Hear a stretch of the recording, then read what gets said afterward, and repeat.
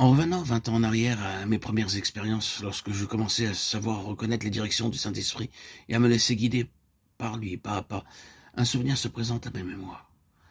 Je me rends compte maintenant de quelle façon le diable a essayé de mettre de la confusion dans mon esprit et de me faire prendre ses insinuations pour la direction divine.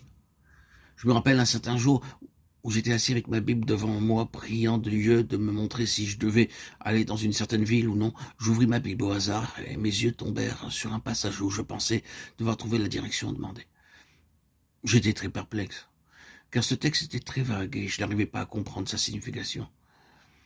J'essayai pourtant de le méditer et obéir à ce qu'il me parut indiquer. En conséquence, je partis pour l'endroit où il me semblait être envoyé par Dieu. Mais je n'obtins pas les résultats espérés. Je compris alors que cette manière vague de s'assurer de la direction divine n'était pas la bonne. Ce n'est pas ainsi que l'Esprit de Dieu nous conduit. Par bonheur, mon esprit était éveillé et je raisonnais ainsi. Ce n'est pas la méthode du Saint-Esprit de conduire un enfant de Dieu à faire une chose qui ne lui procure que de la déception une fois qu'il a obéi, et qu'il découvre que cette action n'avait aucune raison d'être. À partir de ce moment-là, je ne me suis plus jamais laissé diriger par des textes choisis au hasard. Il me suffisait de m'y être laissé prendre une fois. Si j'avais cependant persisté à employer cette méthode et que je n'ai pas fait mon profit de la première leçon reçue, l'ennemi déguisé en ange de lumière m'aurait induit en erreur, comme il l'a fait, hélas, pour d'autres chrétiens dans des choses de beaucoup plus grande importance. Mais par la grâce de Dieu, j'ai pu à partir de ce jour refuser d'agir en basant ma conduite sur des textes isolés.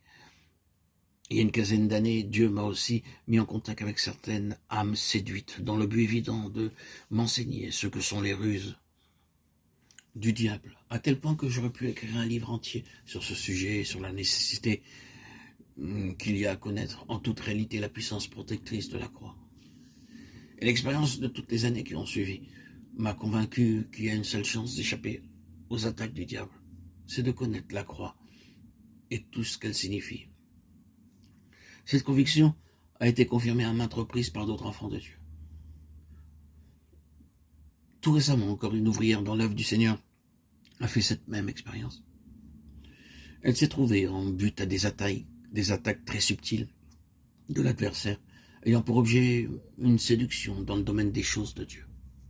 Elle m'a raconté que ce qui l'a sauvée, c'était sa connaissance de la vie, de crucifixion avec Christ. Au travers de toutes ces expériences difficiles, elle s'était cramponnée au fait qu'elle était unie avec Christ en sa mort et, conséquemment, l'Esprit de Dieu l'avait amenée à discerner clairement les choses et à être entièrement délivrée.